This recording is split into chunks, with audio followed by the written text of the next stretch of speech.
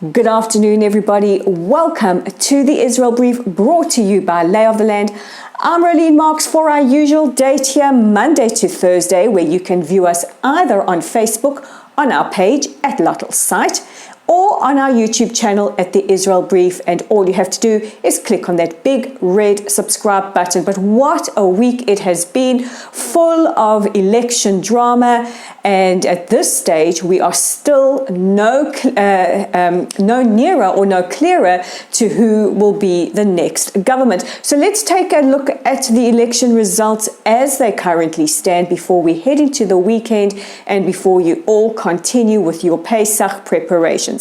So we are almost finished with the count. We are expecting the count to be over fairly soon. We know that Lapid's Yesh Atid party lost a seat, but Avigdor Lieberman's party, Yisrael Biteinu, gained a seat. We know that Ra'am lost a seat, but Meretz gained a seat.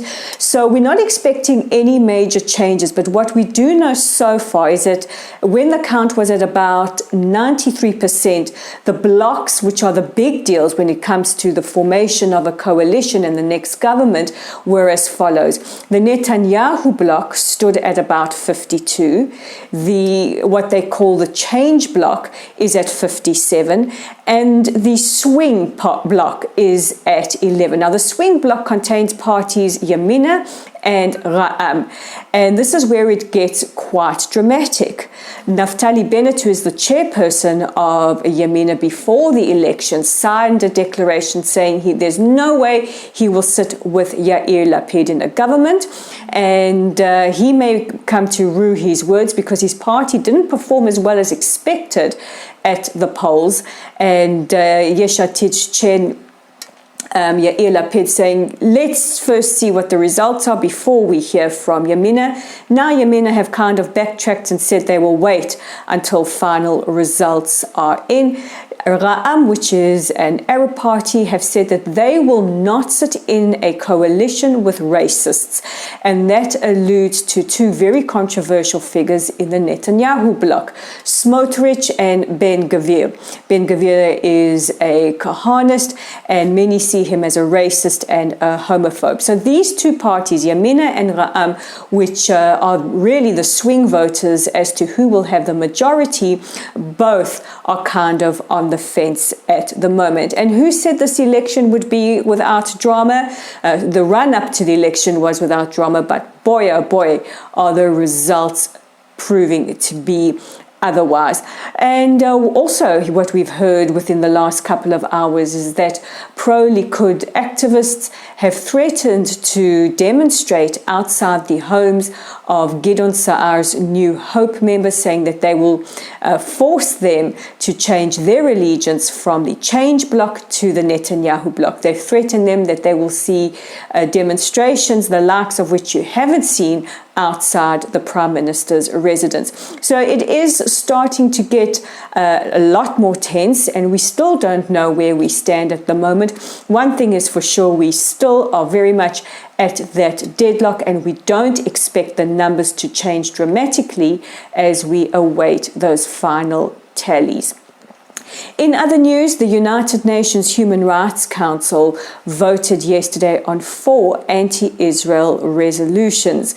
These resolutions were on settlements and various other issues, and this was the wrap-up of the 46th session of this UN agency. UN Watch's Hillel Neuer said that, it's ironic that if you have a human rights council that purports to be for the human rights of the Palestinians but ignores the Palestinian Authority's abuses of human rights, and our foreign minister Gabi Ashkenazi accused the UNHRC of bias and obsession over the state of Israel.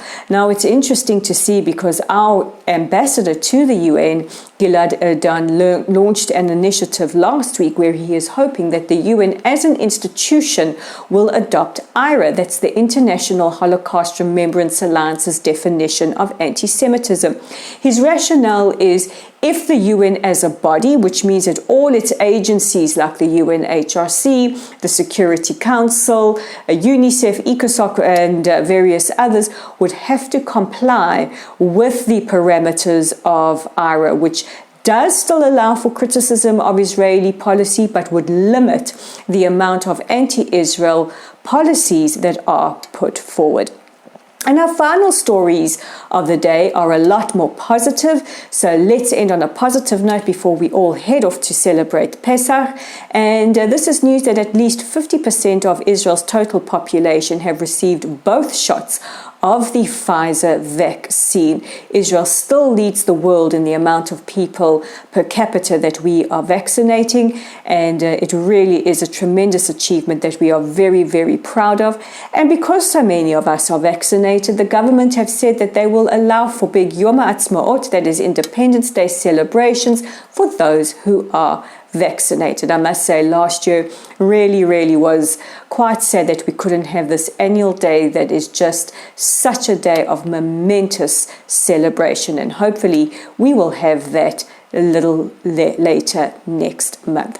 So with today's edition of the Israel Brief, I'm a rather exhausted Rolene Marks, having to watch all these election results coming in, balancing that with all the Pesach prep, wishing you a Shabbat Shalom, a Chag Pesach Sameach.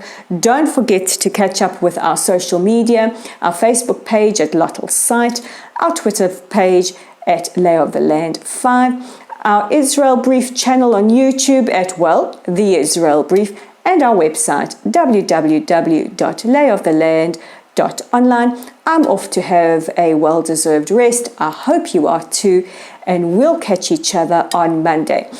Why Monday, you ask? This is because Israel observes one day of Pesach, not two as in the diaspora, so it will be business as usual for us on Monday. And if you can, join us for a date then. But until then, Shabbat Shalom, Chag Sameach, and we'll chat again next week.